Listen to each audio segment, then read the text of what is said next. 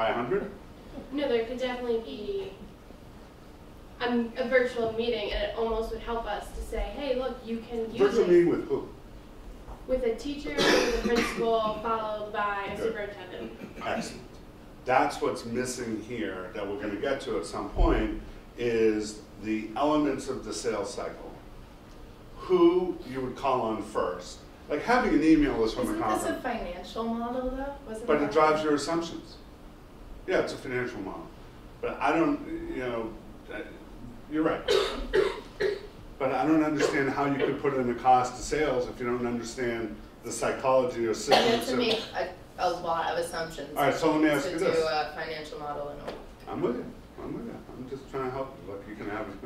You're making my mind go like, I getting know. all this information. But the chances that you're going to forget get up it. here and nail it on the first thing are zero, so it's okay. So begin with that. I mean, to the real world, maybe in a classroom, whatever. I'm not an academic. What if? So do you understand what a purchase order is?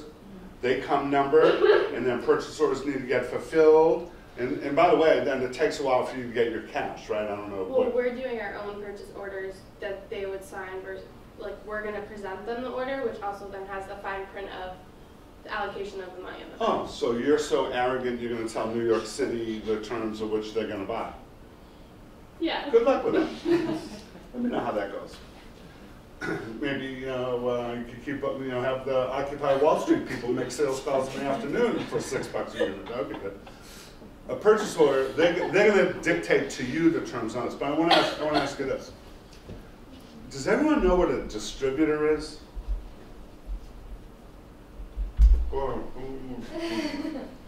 Like a distributor for store.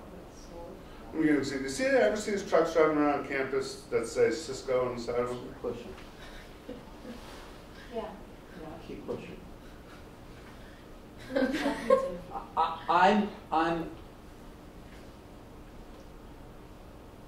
I think that what we've got here is three things. The first is you are teaching them the real world. And there's no other place in no other circumstances at Bentley or at any other college in the country where you're going to get this kind of conversation. Okay? So you, on the other hand, have had a week to put together an entire financial projection based on 26 million assumptions which you made, which the majority of which, if not 99% of which, you have made some either in-depth research done, some asked somebody a question that when you have been asked on what basis did you do that, you have an answer rather than, I don't know, I just thought it was a good number. Okay? The fact that you don't know that that assumption that you made was a bad assumption is not your fault. We didn't. Jody is looking for your approach and assumptions. She's going to take away some things from this and some things from you and some things here that she's going to think about, have confirmed, or have to go back and really reassess in their own mind. Because she's got a pitch deck that she's using right now. And maybe it's somewhat like this and maybe it isn't.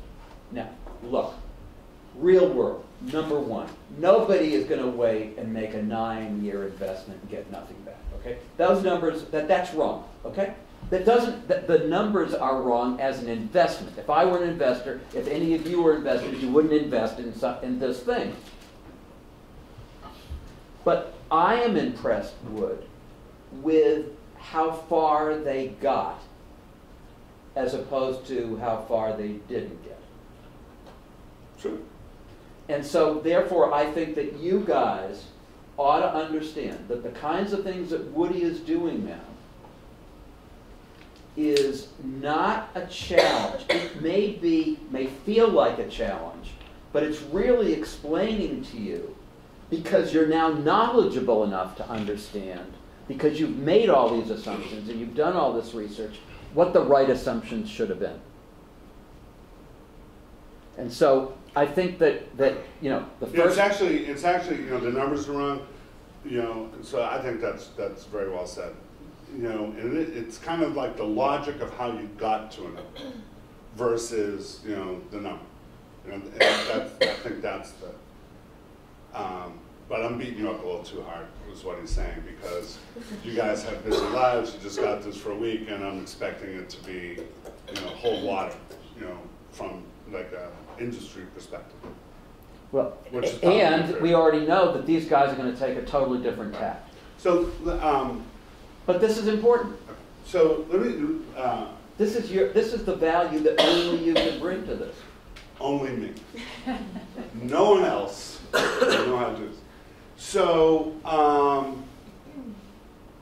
this is a technology company? Oh, I was telling you about Cisco, but let me just finish that. So Cisco, those trucks come driving around, SY, whatever, CO. You know what they are? They're a food service delivery company. They bring in all the crap that they need over there. In other words, the person selling plastic forks to Bentley, can't afford its own sales force, can't afford its own literature, and all the other stuff, and they sell to Cisco, who's got a big fat catalog, who sells to Bentley, and that's a distributor. Distributors are, distributors and like, in the beverage world, like Coke or whatever, they're called bottlers, right? There's a bottler, same with beer, right? It's made in, Budweiser is made probably in Merrimack, New Hampshire. That's how things work. So it maybe I'm the purchasing agent. I'm like, oh, this is the greatest thing. The cost to me at New York City to set up a new vendor in my system probably cost $15,000 of internal IT time. Generally speaking, it costs a company, a corporation, like $500 to cut a purchase order. I mean, to go through all the system, verify you as a vendor, blah, blah, blah, blah, blah. So it would be like, oh, great idea, 100 units. I'm not going to deal with you directly. I don't even know who you are. You're like a little startup. Go to a distributor. Fair enough. Go to a distributor. But the price you have to sell to a distributor, they have to make, you're going to have to, the $59.99 is your retail price, right? A distributor is going to buy at a wholesale price. Does everyone understand cost, retail, wholesale? Tell me if you don't, because we can cover it. You cool? Suzanne? What do you think the wholesale price would be of this gizmo to a distributor? Less than $59.99. Very well said. But if that was a number, what would it be? Who's at the retail class? To cover our costs. Yeah. Who's at the retail class? What's the margin? It's usually 20 to 50, Yeah, so it would be like between 30 and 45. which isn't enough to. Just saying. So that's, a little smell testing. Now, Can I ask a question about Yeah. distributors? What now would, I feel bad for Pam that comes in. No, you don't, that's why I took this class. Okay. For that reason. Because it's I told because Perry it- that the other day. Because it's painful? No. He's the worst. He's a piece of work, isn't he? Go ahead. Guess what? So are you. That's true. And you know what? He deserves you. Yeah. He deserves you. What would a distributor do for us? So they distribute our product, and would they also give us like a catalog to distribute it in? Yeah, so distributors, and if you're curious about one, in education, specifically, there's one called Douglas Stewart, and there's one called G.L. Hammond, really interesting kind of little, companies. But basically what they do is they take delivery of the gizmos, they will house the gizmos, and they'll ship the gizmos and do the billing. So it's like freight, availability, transportation type of thing, the essence. Everything from there, unfortunately for you, comes at a cost. So yeah, we'll put you in the system in the book, but our new catalog is coming out, and do you know 50,000 educators are going to see this? you know, over the course of the next 6 months, and we have an offer for you that you can buy a half page of advertising in there, and you can get, now you have to spend money, you know, there. And unfortunately, that's how this chain of distribution kind of works. So I have a question. That's not the approach. Like, that's a really good approach, but we approached it as it would be a personal selling to each individual school district. I get it, but now you don't want the person to travel to their thing, and you want to do it over the phone, and you want to set up. I'm just. I think it'd be a But lot I'm easier saying to like see. that's a distributors, totally different great approach. I don't have an opinion on what you should do. I'm just asking you to kind of think through and defend what it is you're going to do with realistic costs. In terms of, we just said the margin wouldn't be that much, so the profit that the company would make would be like, say, $15. So You got to make that up in volume, huh? You said exactly, meaning that. You can't afford it. Right. Okay. With our sales projections or period Well, your sales projections are wrong. Well, I can tell you, every company's projections are wrong. Always. I've never seen them, any company ever, including ones I ran. They're never right. Because it hasn't happened yet. So there's always going to be some give and flow. But I think just your personality types make you conservative and being satisfied at a 10% number. I hear 10% and I want to puke. You hear 10%, you want to expand to Philadelphia, but that's between me and you. I'm kind of more of a greedy type of. We lowball the number. I know, you lowball it so much that you've essentially built a business that has no value. That is the bottom line. That is the absolute bottom line of what you did. You went at it. This is brilliant. I don't care what anybody else says. The work that you've done here. Well, can we just hold that for 1 second? There's one thing of non-brilliance that's glaring here. And I didn't mean to be an asshole and point out you didn't do the right spreadsheet now, but that just bothers me. Anyone want to take a stab at what's incredibly non-brilliant on this? Like the glaring hole? Go ahead, Susie. I was thinking that 9 years concerning its Okay, technology that's device. true, but that's not the glaring hole. That's a problem because The red. that's what, like 2 presidential elections by then? Really? Okay.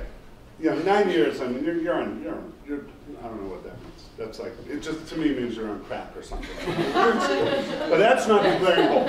I can tell you why you picked 9 years, because that's what your little graphy thing said where you hit it. So I know why you did it, but it just didn't pass like the, oh gee, does this, I know. But, no. I want to see. No, that's not the glaring hole. Go ahead. Anyone? Adonis. What's the glaring hole? The red. The red. No, red does. That's adorable. Who said that, Susan? Just makes me want to come hug you. Look, you built a gizmo, right? In year 0, which I love year 0 because I never know what that means, but you built a gizmo in year 0 and you're going to go sell it, right? And that gizmo is so frigging perfect. It's never going to need to be enhanced. It will never need to be refined. You'll never have to make Gizmo 1.2. You'll never kind of, you're going to buy components for a Gizmo that are going to be good for 9 years when the semiconductor business changes every 36 seconds. You're going to, who has an iPhone? None of you have an iPhone? BlackBerry. Oh. Life. You have an Well, iPhone? you want to buy me an iPhone. Do you know what? Can I just give you mine? Do you want me to buy you an iPhone? Yes. This is an iPhone. Absolutely. This is an iPhone. 6 iPhones. 4. You want 6 on? This is an iPhone 4S. I think this. Whoa, buddy. Yeah, we'll check it out. Oh, God. Don't drop it. That's the 4S. By the way, it's a lot of fun to ask Siri a few questions. Yeah, but I'm just telling you, no matter what your little perverted minds do, no matter what you ask about sex, it just comes up with escort services. But the greatest thing to do with that is I don't know if the guys that watch Pulp Fiction, but if you say, what do I do like with a dead body, like it will come up with a morgue and all this other stuff that's coming from. So you're telling, now, that's the iPhone 4S, right? We So, know what you're saying. Dan, why don't you, so Dan, show me the glaring problem. That there's no production cost after. No. There's no research after. Research, Right. yeah, research, sorry. How do you sorry. have, But it's actually, that while it's I'm pissed off because it's like, you're gonna be We the talked conversation about it. Talks is about still happening, everything, yeah. so. We talked about like these are not after. mutually It is what it is. like Wes knows this, because Wes and I had this conversation in depth. Last week, Wes, is it? You know, so he knows this. Like, I just think you've done nothing of value if you're gonna, think of it this way. Let me just No, give you, yeah, I think we can, like, you got it? Yeah. Want me to keep going, or No. the pants No. on up? Because wait, here's, let me just give you a view of this. You've raised $7 million, and $500,000 that goes into inventing the gizmo, and then you're done. So $6.5 million is kind of, you know, to bring to market what the $500,000 investment is. And you never have to enhance it. Can we ask him questions so he can talk back to us? Hello? Okay. Ah. Oh my God. It works now? Yeah, Dan, over there too, though. so I Dan, you don't know gotta if it come, was me. Dan, you gotta come to each class, okay? Okay. Get him started. Full screen. Well, whatever you want. Woody, I have a question. Okay. So what, you wanna keep going? Okay? I'm sorry, I have one other thing.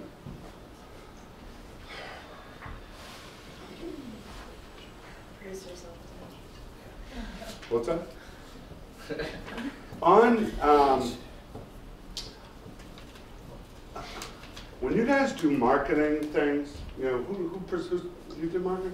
So, you know, you were very professional, you know, we're gonna have a blog, and then we're gonna do SEO, and then we're gonna go to conferences, and you investigated the cost of the conference, and that's a lot of activity. And then, oh, that cost us 80 grand. I mean, like, really? You know, because I think my experience, marketing is expensive stuff to do. You know, really expensive. You know, to reach this broad of an audience. And I do think, you know, when you talk about the audience, you know, some thought, and we'll do this, you know, when we get to the pitch decks, you know, is, you know, you have to visualize the number of different people that have to say yes for you to get the purchase order for 100 units. And the buyer's gonna read something different, then the teacher's gonna read something different, than, you know, what he's probably like, you know, reading tech blogs, he's probably reading Educational Daily, and, you know, the institution's probably reading, you know, how to screw little vendors out of their life savings. You know, those are different audiences. So in the marketing thing, my experience is to have some kind of angle. And I kind of think, you know, Wes and Jody haven't given you the right tools on, you know, what this is. You know, what is the real value and benefit of what this is. So I'm going to give you right now, and then I'll stop, but we're going to get into this later. I'm going to give you a methodology for setting this up, okay? And this is true for any product or service, and this will last you a lifetime. We make A, so Fusion makes A, you know, fill in whatever it is, for B, so then tell me who it is, that lets them do C with the benefit of D, unlike E, an existing solution or competitor, with our, you know, and then F is the je ne sais quoi, you know, because, you know, whatever the, you know, mystical element of this is. So inside of we make A for B, enable them to do C, unlike D, with the benefit of E, you know, with a special sauce of whatever the next thing is.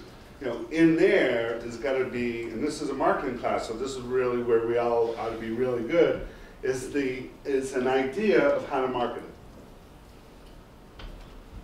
Right? And I have, I know this is the financial thing, you know, but when we talk about marketing, and this is going to be central, absolutely central, when we get to the pitch decks, there has to be a personality, you know, to this. every great product or service can be personalized. Even if it's like some dank piece of telecom equipment that sits in the closet, you know, it can have a personality. You know, a mouse can have, you know, everything, proper marketing has to have a personality.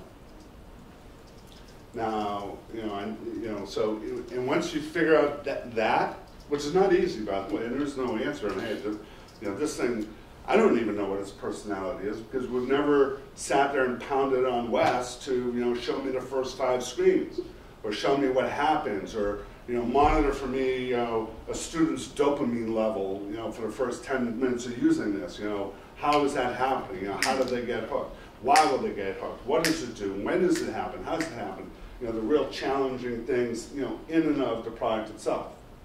But inside there is some angle to marketing. That, you know, I don't think, you know, they have, so I certainly don't expect you to have. But, you know, when you do marketing, I think what happens is you want to spread the butter across the whole piece of bread evenly. So we'll put so much money in the website, we'll put money in SEO, we'll put money here, we'll put money there, and we'll distribute our budget, you know, equally. And then what that really kind of sometimes means is we'll do 5 things pretty mediocre instead of like 1 or 2 things, you know, really good. When you're dealing with small numbers. You know, if you said, hey, and I'd be curious, you know, a way of thinking about this is, what if you took $50 million? What if you took $50 million? What then what? Like, what would this business look like different? You know, what would the results be? It's just a way of thinking about it. I'm not saying to do this, but I will tell you that I challenge my companies about this all the time. I'm a director of a public company called LogMeIn, which I don't know if you've ever heard of, but please go buy my stuff. But, you know, and it's a pretty good company, wouldn't you say? It's a great company. It's worth $1 billion, it's putting up big numbers, profitable, and all this. And I challenge them all the time. We do our development in Budapest. And I was recently there, and my question back to management, which I think would astound you, you know, because they're so proud of all they've done and all this, I'm like, what if we wanted to go hire 500 more people? Like, you know, what would that look like? Where would we get them? Could we staff them? Could we train them? Could we put them to work? And then we put them to work, you know, do we get something really big at the outset? So I think as you go through these processes, the being conservative, you know, lowballing them, coming in with like, you know, numbers that are probably in your own mind don't pass the smell test, but you hung them together well, it's just worth, you know, kind of the question, you know, okay, you know, we have $90,000 for marketing, and you're going to put in, you know, you're going to do PR, print, a blog, SEO, and email marketing. That's a lot of stuff. You know, skip the people who you know, the professional who has to run it, which I don't think I got, you know, who runs marketing and, you know, what that means and how much they get paid, but. It was These were agency projected, so we actually got these from an agency. What agency? It's called Burgess Communications. It's outside of Philadelphia. Okay.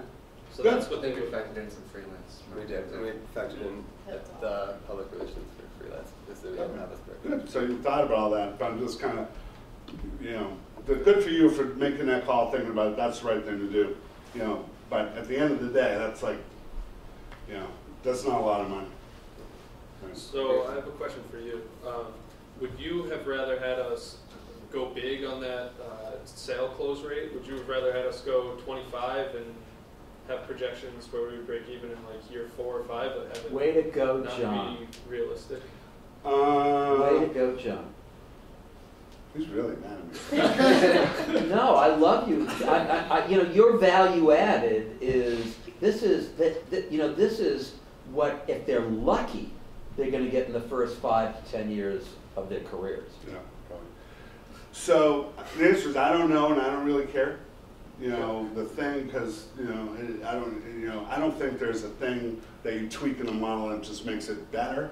You know, I look at it holistically, which is I'm going to give you $7 million, and you're telling me 9 years later I'm going to get something that's, you know, marginally profitable and look good, you know. So either 1 or 2 things has to happen to create value. Is that the venture capitalists call this term escape velocity, which is whatever. You know, that the thing takes off in such a profound way that it's very, you know, it's like you can't, you know, that's worth a lot of money to someone, or it's insanely profitable. You know, but if I had $7 million, you know, I would put it in T-bills and probably come up with a better investment after 7 years than doing this. That's kind of it. I have a question. If we had projected higher sales, we were just looking at close rates, what the average is, and said it had been a 25% close rate, what kind of information would you wanted from us to support that 25%? That's a great question. Way to go. So this. Go, babe. Go. Did you want to go to Pharrell's with us? This is fantastic. Were you looking for the- These guys looking for are the- putting it right back to you, Al. All right. Oh, ouch. This is great. The answer is. They're going to remember this presentation for the rest of their goddamn lives. Really? Isn't tonight like partying? Oh, that's too much. The answer is, inside of there, you have to be able to talk about Salesforce productivity, how you hire them, how long their training is, you know, what happens to them, how many sales they make, how many, you know, how many calls can they make in the day, what the eventual close rate is, you know, what the repeat order is, and if you can like build a case in there that is, you know, reasonable and scalable, then yeah. But ours didn't include repeat orders. All of those sales. Yours I don't really get because you don't understand how many weebles you have to knock down to get an order per district. You just said we're going to close 10% of the districts, which is a tops-down assumption, right? A bottoms-up assumption would be something like this, that you know, there's 8 kind of stakeholders, you know, per school that we have to get agreeing to get the purchase order. And in order to get those 8 heads going, you know, each one's going to take, you know, 2 to 3 interactions. That means you're going to have 25, you know, discrete data points or switches that all going to flip up to do that. And here's the amount of time, effort, energy over a period of time, you know, a salesperson could do that in. And then you kind of take that time, it's like labor loading, you would labor that in, and then if that built up a case, yeah. I feel like based on everything that we just discussed, we'd be going the opposite way. Like we'd have more expenses. You know what I'm saying? Yeah. Like you want more labor, heavier marketing, but in our minds we just didn't see the sales matching that until. Sales is a tough thing. You know, it's a really, really, really, really, really tough thing. You know, so what you know, and, well, the other piece of psychology or thing that kind of, you know, we can get at later, but you went from your test to a rollout without incorporating the results of your test into your psyche or in your time, right? Like, why do the test if you're just going to roll it out? Like, what is it you're going to learn in the test? Or, let me put it this way, how much money does it cost to get to the test? What are the key learnings you would look for in the test, and how would that affect the model going forward? And that's actually something we talked about as well, that development piece that we forgot to put in the finances but discussed. It would incorporate, hopefully, someone from an outside perspective who would come in and get the data from student interaction that would allow us to then update the device on the programs or whatever skill sets that the students were weakest on, and then use that as a supplement to a case. We figured if you have, you know, 1,000 units, 10 schools, one of them is bound to be a success. You supplement the success story with the improvements that you get from the data collected from the entire test market and show that you've made those improvements, and then can take that forward. See, you know, the way I'm wired on these things is like, you know, you've got to be obsessed about making the gizmo a success. You know, that's why I read you the quote. You know, this is what like being an entrepreneur is all about. So the notion of, well, sell all these gizmos and one of them's bound to be a success kind of runs counter to like how I think about this. You know, but given maybe that's true, then the question is, what made it successful? How do you replicate that? You know, and where's all the forensics, you know, and investment around understanding, you know, that's that. You know, by the way, everyone's probably pretty aware Steve Jobs died.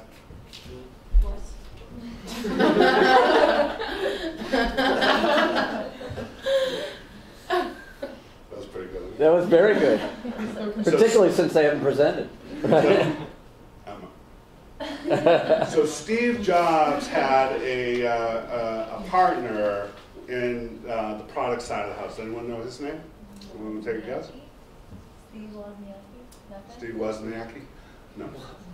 Jonathan Ive is the head of products at Apple, and there's an organizational setup where no one can go against what Jonathan says, because he's that empowered and has such a relationship. But they talk about Jonathan's lab, you know, for future products, which apparently is this huge cavernous room with rows of steel tables and all this, and equipment that can make like foam prototypes and all this. And they would have literally in there hundreds, you know, of kind of next gen things, right? Because their product plan probably goes 2 to 3 to 4 years, right? And you kind of read that or internalize that, then you start feeling about the obsession they have with the product. So to be a real effective marketer, you've got to be obsessed about the product. Otherwise, and I think Brad, you know, Brad said that too when he beamed in. Yeah. Yeah. I mean, we looked at, and this is, I'm not saying we're obsessed with the product, I'm saying we looked at some of the competitors. You can pretend to be obsessed. The Kineo, do you know what I'm talking about? The Kineo ad, and we thought in the future one of the things that could be potentially beneficial would be to extend your line to include more of the high-tech features that offers. There you go. But that wasn't incorporated to. There you go. That's the good stuff. You know, that is the good stuff. Like all of you are marketing majors, right? This is a marketing elective, I'm told, right? I'm sure it is. This is not an elective, or? I mean, it is, but like, yeah. The what? It should be like 6 credits. 6 credits? I felt like my 301 presentation was due today. Yeah. You what's that? Say that again? It was. I felt like my 301 presentation was due today. Without a finance member on the team. But you know, that's really interesting, Susie, because in fact, you're absolutely right that at this midpoint of this semester in this course, you're now seeing what the difference is between 301 and this. Because if we were just 301, it would be a duplication, a waste of your time, and a waste of our time. But this is why we have this course, to take the prerequisite, which is 3.1 or 3.20, whatever the hell they're calling it today, and to take you from that to the level that you will be, not today, but 2 months from today. But I think it would be really helpful for us, instead of doing a presentation and then spending literally like hours just nitpicking it, is to, before we give them, kind of go over what your expectations are. Oh, well, we're going to do that. When we get to your next presentations, we're going to try and run some. I mean, all 3 of these groups spent